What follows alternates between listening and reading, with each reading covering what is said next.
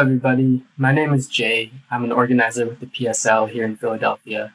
And I want to talk a bit about the events that took place in Philly this past Monday, because I think it's an important example of what is happening in our country right now, in terms of people rising up against police violence, demanding justice for George Floyd, and being met with more police violence and repression. After hearing what had happened in Minneapolis, the Philly branch of the PSL called for a demonstration to demand justice. And on Monday, thousands of Philadelphians came out, and together we marched through the city. At one point during this march, we walked onto the highway and shut down traffic, then started marching east on the highway. Throughout the march, there was no violence, no property damage, no aggression whatsoever. It was all love and unity. People standing together, chanting, drumming, and voicing our beliefs and concerns about police violence. At one point, as we were marching through a section of tunnel, people in the front started running back. And we realized then that police had begun firing rubber bullets into the crowd, and that one person was hurt. So we retreated a little bit and tried to stay calm. But then on the other side of us, in front of a wall of police, we saw rising clouds of tear gas, which were moving into the crowd. And people were starting to choke and cough and get symptoms of asphyxiation. At this point, we had tear gas coming at us from one side and rubber bullets coming at us from the other side.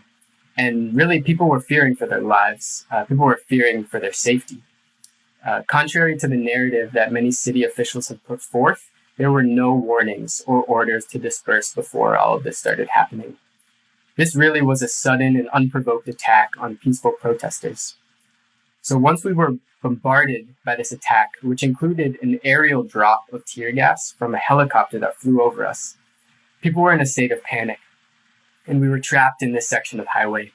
And the only exit was to climb up this steep hill and over a very tall fence on the side of the highway.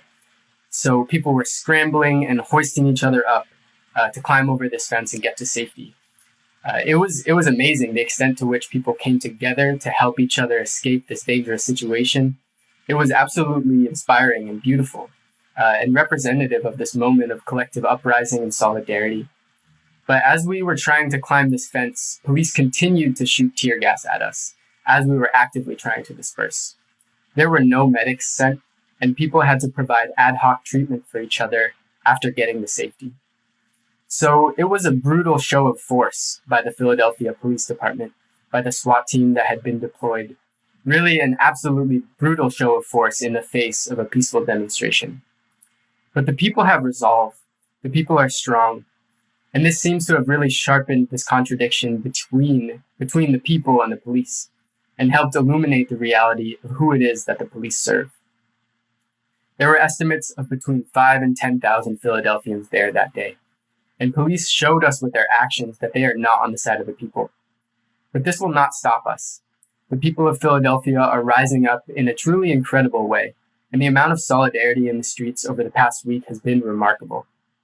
The events on Monday, though they were traumatizing and scary for so many, will not slow us down, and we will not back down in the face of state repression. We must push forth. We must keep our faith in our power and our unity. In fact, this Saturday, we are calling another demonstration for 12 p.m. at the Philadelphia Museum of Art. In coalition with a wide swath of community organizations and organized labor, we will continue demanding justice for our sisters and brothers who have been taken from us at the hands of the police. We will not stop until we achieve freedom from racist police brutality and peace in our neighborhoods. Thank you.